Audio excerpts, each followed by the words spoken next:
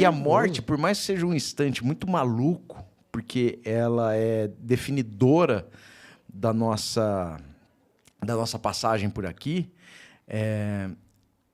ela é tão complexa e, ao mesmo tempo, ela é uma das coisas mais óbvias e simples que existem. Tão óbvio como nascer é saber que a gente vai morrer. E eu acho que o jeito que a gente vive de consumir, de ter que não sei o quê, de ter que experimentar tudo, parece que a gente está vivendo, mas a gente não está vivendo, porque a gente está se consumindo. Isso sim. Uhum. Porque viver, na verdade, para mim, é um grande processo de construção da sua existência. E por isso que eu falo que a vida acaba, mas a existência não acaba. Então, quando acaba esse período físico por aqui, a gente pode continuar a existir. Depende do que você construiu até ali. Se você só construiu grana, se você só construiu patrimônio, aquilo vai deixar de ser seu e vai ser de outra pessoa. Se você constrói outras coisas, se constrói vínculos afetivos, pontos afetivas, se você gera isso na galera, você tem mais tempo de ficar por aqui. Talvez uma geração, duas, se sua vida for um grande legado científico, se na sua vida você ajudar muita gente a construir uma obra assistencial, aí você fica, aí mais tempo. Aí você passa do seu neto, do seu bisneto. Né? A gente vê que a gente conta, às vezes, histórias de pessoas. Eu vou para o Cemitério da Consolação aqui, conta a história do Luiz Gama. Pô, a gente ouve até hoje falar de um cara que morreu em 1882.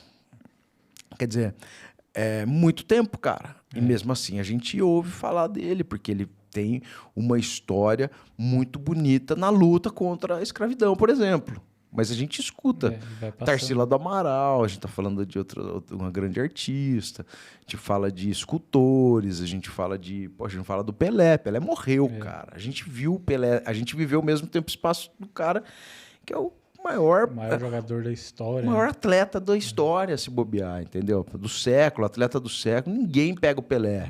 E perto aqui, né? Tipo assim, você pega o carro 1 hora de carro. Santos, você vai ver o Pelé, você pega aqui, o Silvio Santos tá no Butantã aqui. É louco isso, porque eu, assim, como eu falei, eu não sou exatamente religioso, mas eu me conecto muito com as pessoas a partir de suas histórias. Então, o Luiz Gama, por exemplo, e olha que eu sou advogado, hein? Então, o Luiz Gama era um advogado provisionado. Eu não conhecia a sua história com profundidade. Sabia quem é, sabia que era uma personagem desse tempo, tal, mas... Pô, cara, quando você começa a frequentar a história do cara e ver o tamanho dele e de tudo que ele mobilizou na época dele, é muito legal isso, muito cara. À frente do tempo ali, né? O pensamento era muito à frente do tempo, né? Era uma grande contradição para as tradições estabelecidas. Por isso que a gente, embora eu acho que a gente precisa evoluir o pensamento, é isso, né? Aí eu olhar e falar, mano, jura mesmo? Vocês têm que esse papo aqui pra mim? Vocês estão escravizando todo mundo aí. Agora o cara é gente boa, 200 anos atrás, pô, todo mundo de corrente, todo mundo separado em família. O cara lutava contra isso, cara. Sacou? Porra. É numa época que ninguém queria saber disso, né? Ninguém queria. Ninguém. Entendeu? Foda. Então, assim, você vai lá e visita um cara que fez isso, cara. Que libertou 500 pessoas. E você acha que tem diferença? Você faz muitas visitas lá e tal. Você acha que tem muita diferença nos cemitérios de São Paulo, nos cemitérios do interior, na questão de adesão mesmo, assim, da galera ir, da galera se envolver? Por exemplo, a pessoa que tem um parente morto num cemitério aqui em São Paulo e tem no interior? Eu acho que assim, eu acho que no interior as pessoas ainda frequentam mais os cemitérios com esse condão, assim, de visitar parente e tal, a minha percepção. Mas os cemitérios são super frequentados, cara, assim, eu vejo muita gente indo. A gente imagina que os cemitérios precisem ser preservados por causa de obra de arte, não sei o que, tem esse aspecto. Sim.